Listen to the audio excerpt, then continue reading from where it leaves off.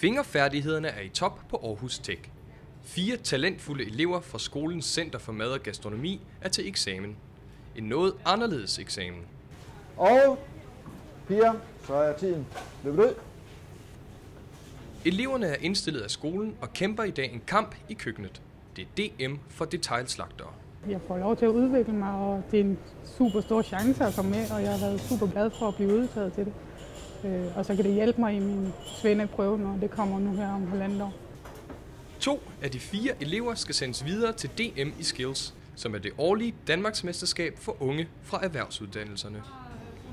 Her kæmper 260 deltagere fra forskellige fag om at blive landets bedste.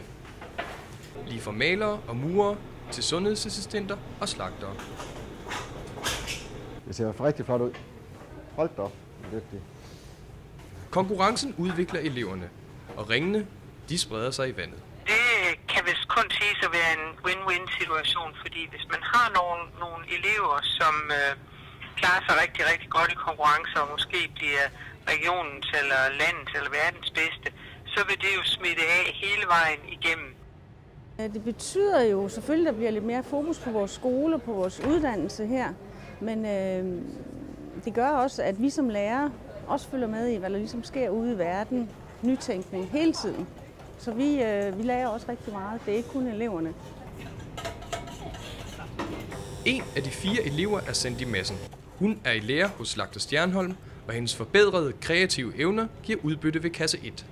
Det er i høj grad også noget, vi vil bruge i vores butik til både salgsdisken og til kunderådgivning. Konkurrencen giver ikke kun eleverne en stor oplevelse.